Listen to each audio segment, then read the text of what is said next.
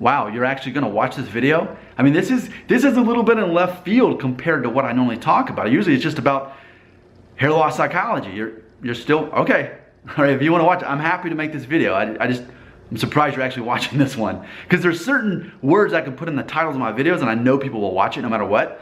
But this, I didn't do that with this video. Here we go. I've been regularly asked, sporadically regularly asked, about my religion. And in fact, I just received a comment on the video I made called "Why Does God Allow Hair Loss?" And I said it's to reveal to us that it's a first world problem. And so someone had asked me, what's your religion, brother? So this is the response to that. I'm going to tell you what my religion is, but before I do, I beg of you to please help me out with this video.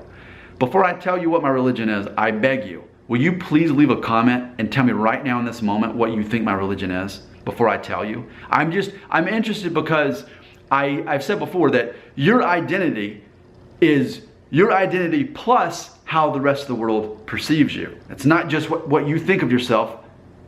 It's not, I'm a good person. Well, maybe the rest of the world doesn't think you're a good person. It's a matter of that collective experience. So what do you think my religion is based on you watching my videos? Because I don't specifically talk about my religion much. I don't get specific. Will you just leave a comment? That's all you have to say is what you guess my religion is. Just one phrase, whatever you think it is. Will you just please do that? Will you please? I'm begging you. It'll help me out tremendously as I create more videos. All right, thank you for doing that. All right, the answer is I identify as an evangelical Christian. Okay, what does that mean? Well, let's look up on Wikipedia. Here's the definition of evangelical Christian. Quote, it is a worldwide cross-denominational movement within Protestant Christianity which maintains the belief that the essence of the gospel consists of the doctrine of salvation by grace through faith in Jesus Christ's atonement. So if you want to check that out, that's the essence of it. But basically think of it this way. I'm one of those people who believes that the Bible is literal and real. So like, for example, all the things that are told in the Bible, like Moses parting the Red Sea so that the Israelites could pass through, Jonah being swallowed by this big, whether it was a whale or fish, whatever it was, in there for 3 days. I believe that actually happened, right? Noah's Ark, all actually happened. I'm one of those people. There are stories that are told in the Bible that didn't actually happen. They were told to symbolize things, like what Jesus told them all the time. The prodigal son, right? You heard about the prodigal son? That didn't actually happen. Jesus was very clear, I'm going to tell you a story. Here's a story. So for me, as an evangelical Christian, I believe unless it's said this is a story, then this is something that actually happened. I believe the Bible is literal, and I believe, ultimately, here's how I really want to say what my religion is. I think of it as this way, and you know I've said before, I don't believe that people are good or bad. I think it's foolish to go around in life thinking, I'm a good person. No, you're not. I'm not either. To think that we're good people is an illusion, because then it sets us up to become the victim, to become a failure, because what? I'm a good person. I treat people kindly. I'm a good person. I deserve to be treated well because I'm a good person. And then someone does something to you that attacks that, but I'm a good person. You can't do that to me. You've offended me. You've insulted me. You've disrespected me. I believe Christians should be the least offendable people on the planet, because we know that we're not good people. It's not a matter of putting a label on people and saying these are good people and these are bad people. Here's what I believe. I believe people are people, and I believe God is God, and I believe Jesus is Jesus, and Jesus is the only way that we can become saved through His grace and having faith in Him as the only way to be cured of the fact that we're not the good people that we think that we are. And then when we have that faith, we try our best to serve others, which is, let's face it, that's really my motivation in doing this channel. I'm not worried about hair loss. I want to help other people overcome it. I serve you. A lot of times people will leave comments and they'll say, thank you, Nick, for making that video. It really helped me. And what's my response? Typically I say, thank you for allowing me to serve you. That's what Jesus did. Jesus served people. That's what He did. So to me, that's what my religion is. And please don't think of the stereotypes that you'll hear on the news about evangelical Christians that I'm like, Donald Trump, guns, yeah, oh. No, I'm not a political guy. And I think a lot of times people stereotype evangelical Christians to believe that they're ultra conservative, in politics and overly involved in politics. Not me. I'm not a political guy. And I'm all about the separation of church and state. I'm all about it, And for me, I see people as people. I see everybody the same.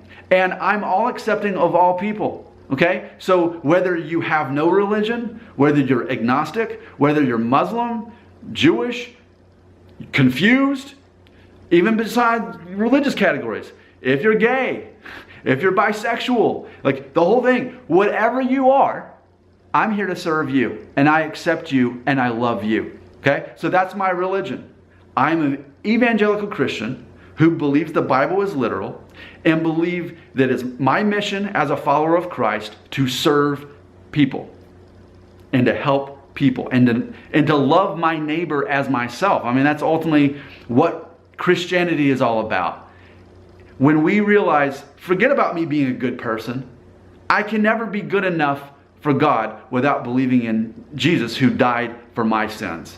I can never be good enough, so I'm gonna out of faithfulness to God, I'm going to be kind to people and help them and love them like I would love myself, because we're so selfish. We're so selfish that we have to be told, hey, you know what? You love yourself a lot. Why don't you try loving all the people around you as much as you love yourself? Try that for a religion. And that's what you see that the Bible is actually about. Okay? Now, in closing, I know this may be confusing to some people because I'm a bit, how do we say, maybe a little bit too direct sometimes. Maybe a little bit too in your face sometimes, right? And when you think of an evangelical Christian, shouldn't you think of someone who, is dressed in khaki pants and wears a white shirt and I just love the Lord, right? But see, I'm a real person. I have an actual personality. And I think that when you look at the Bible, you see that the Christian leaders, the men who wrote the book and the women in the stories, they often have pretty intense personalities. The Apostle Paul, who wrote most of the New Testament, he's writing letters to other churches. In fact, one of the things he says in one of his letters is he's talking about people who were Jewish and versus people who weren't Jews, like Greek people, for example. And some people in the new church, when it started out, were saying, hey, if you haven't been circumcised, then you need to get circumcised. It doesn't matter that you're an adult. You need to become like God's chosen people, the Jews, and you need to get circumcised. And so there was these splits in churches and confusion happened because people wanted to follow Christ, but these grown men didn't want to become circumcised.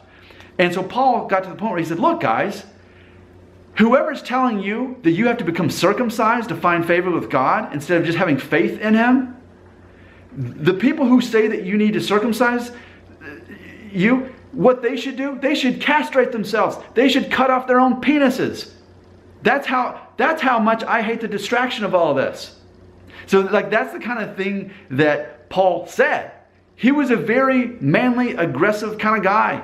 And I believe even James, who wrote the book of James in the New Testament, if you look at his 5-chapter book in the Bible, you'll see that he had that kind of personality too. It was very intense and in your face. And I would even say that Jesus was that way too. But he was very emotionally intelligent, which goes back to why I keep talking about it is always your decision to allow other people to affect your emotions. And men who are more emotional as far as letting other people affect their emotions are more likely to be bothered by hair loss. But when I look at Jesus, I look at a man who was very emotionally intelligent. He didn't let other people emotionally affect him. He was calm, assertive. And for me, that's a positive quality that I see of people in the Bible that I admire. So there you go. That's my religion. I'm curious though in the comments, and please leave a comment and tell me what you thought I was.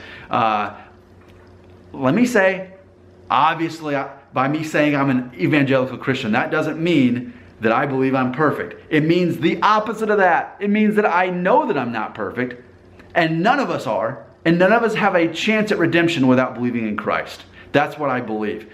But what did you think that I was? Did you think I was Jewish? Some people do. And my mom did the DNA test and she's 15.2% Jewish, Sephardic Jewish. So, but that's different. I am a man of faith. Some people even said, Nick, you seem too intelligent to be a religious guy. I thought you were an atheist. No, not at all. I am a man of faith. I'm an evangelical Christian who's not a political guy, who's emotionally intelligent, and has a very direct way of speaking and helping people. And I don't mind I'm not the kind of that tiptoes around stuff. If I feel that I need to say something to help someone, I'm going to say that thing because I want to serve you. I want to help you. That is my religion.